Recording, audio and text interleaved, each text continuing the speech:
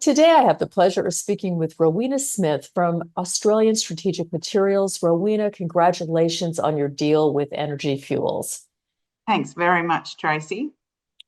And there's a great deal to unpack with it. Initially, I thought it was just an acquisition for Dubbo, but this is a full downstream integration. Where do we start? We're really excited about this. And I think, as the discussions have progressed with Energy Fuels, it's been really clear that the combined assets are really synergistic. And as you say, it's not just about acquiring another source project to enhance their project pipeline.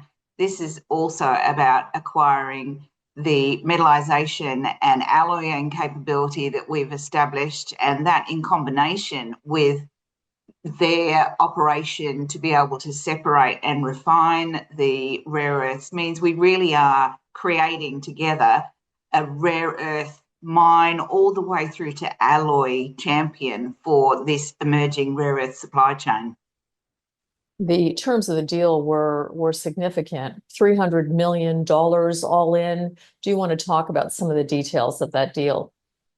It was really important for us, for our shareholders, that there was an opportunity for shareholders, the ASM shareholders, to participate in the value that we were creating. We've obviously been working a long time already to create this vertically integrated supply chain, and our shareholders really wanted to make sure that they continued to participate in that value as it grows going forward. So what Energy Fuels have offered us is an opportunity to convert equity from ASM into Energy Fuels, and that gives us an opportunity to continue then to be able to grow as this synergy between the two businesses grows. So what they've given us is an offer that does have a small cash component. There's a 13-cent dividend that will be paid as a special dividend to ASM shareholders, but the majority of the value is in a fixed ratio scrip offer, either in Energy Fuels shares or in SIDS for our Australian Stock Exchange shareholders. And that is an implied value as of this morning of, in total, including the dividend, of about $1.98. But it will float depending on where the Energy Fuels share price is. So, Friday last week, it was an implied value of $1.60. It's gone up as their share price has gone up. And hopefully we'll continue to see that rise as we progress towards the shareholder vote. Can we break down what this deal means a little bit more specifically? I mean, we've been following your technology, for instance, and what's happening with your Korean metals plant for quite some time. Can you tell us a little bit more about, will they own, for instance, part of the technology you have? I mean, just a little bit more specific, please. Well, Energy Fuels are making 100% acquisition of ASM and all our subsidiaries. So that includes our Korean metals plant, where we operate both the metallisation of rare earths and also the strip casting, turning those rare earth metals into the specialist alloys that are the main constituent for the high performance magnets that are needed in these advanced technologies. So all of the know-how that we've established there over the last 5 years, all of the operational capability that we have there is all part of this acquisition. But we also have a dedicated technology team there where we're developing new technologies. And at the moment, we're focused on developing the metallisation for the heavy rare earth, the dysprosium and the terbium. So all of that team also is included in this acquisition. What we're excited about is that we get the opportunity to get the feed from Energy Fuels for this metals plant.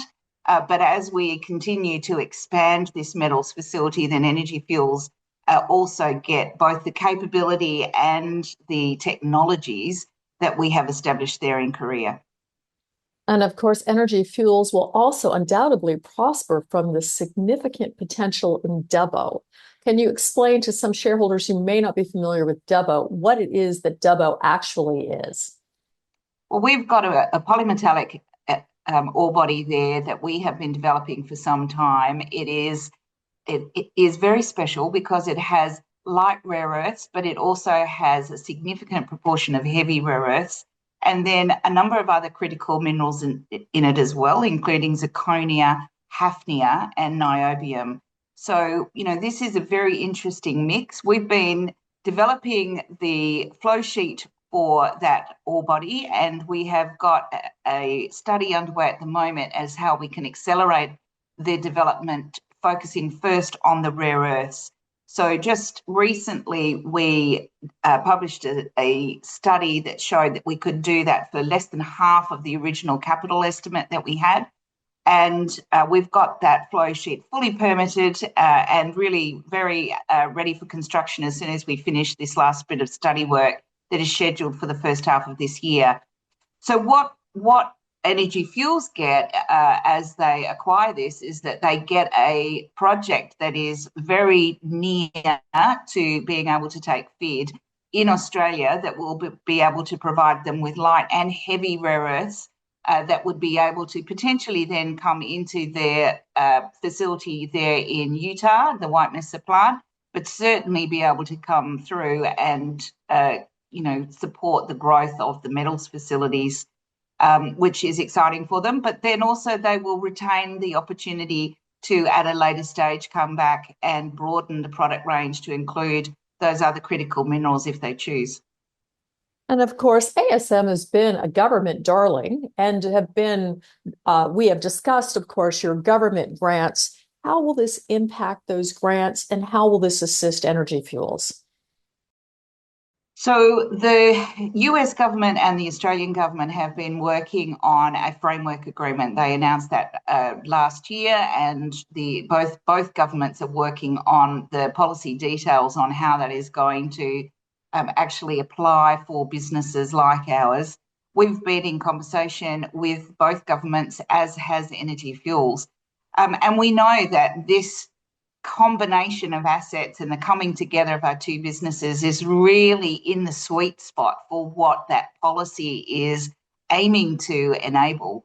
So, we're very excited about the opportunity here that we're presenting to to both governments for funding support for our projects in Australia, but also for the development of the assets in the States. One of the conversations we've had underway for a while now is replicating the Korean metals plant in the US. Utah was actually one of the states that we have been doing detailed due diligence on for the last 6 months. So, we're very excited that the opportunity to get support from both the Australian and the US government will be enhanced by this partnership. You've known Mark Chalmers for quite a long time. I enjoyed listening to your webcast last night.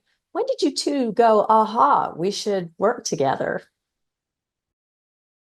Well, in truth, I probably went aha before Mark did. I've been presenting this as an opportunity for a while. And I think that the industry really has shifted in the last 12 months to being much more open to working in partnership. I've probably been an advocate for that longer than most.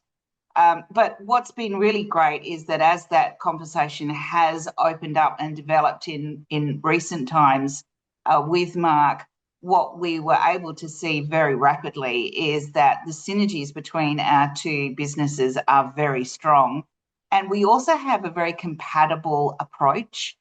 So, as we have both visited each other's assets and got a sense of the teams, we can see how well these two teams are actually going to work together, which, again, is very encouraging because, value can be made and destroyed in the implementation of these sorts of transactions. So, we're very encouraged by actually what we can see is that compatibility between our businesses. Speaking of management styles, Rowena, you have a lot of shareholders that are fans of your leadership style. How will you move in and what kind of role will you be involved in with Energy Fuels? Well, that's not clear at the moment in the long term, but what's certainly very clear in the short term is that I will be leading the transition, and I'm very committed to making sure that that transition is successful. for both the businesses but also for the teams. So, the Energy Fuels team, when they acquired Base Resources, they acquired an office in Perth, and that is also where ASM has its head office. So one of the pieces that we'll be looking at is how to integrate those teams together in order to have an integrated office for Energy Fuels in Perth. And then, there'll be a really important point of how we integrate both the metals businesses in Korea, the project that we have in the States, and then the Dubbo project into the project pipeline for Energy Fuels. So I'm excited about helping through that transition period, and then, depending on what happens, we'll see what that means for us long term. So what happens next? I was reading a shareholder vote has to happen.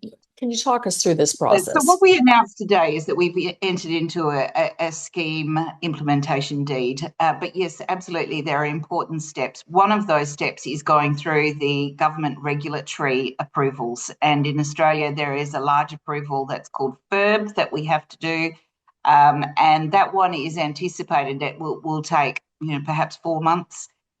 So that's a significant piece of work for us. And then we also will be preparing a scheme booklet, which will be a very comprehensive summary of what this proposal is for shareholders to consider, where we will then ask them to vote. We can't have the shareholder vote until we've got the regulatory approvals in place. So we're anticipating that these two things, although running in parallel, will take us through to probably June of this year before this transaction is complete.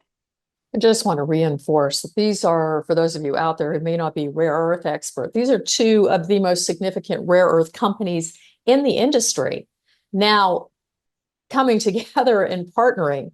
Can I ask what you think this will mean for the rest of the players in the industry? Because I certainly received a lot of emails last night.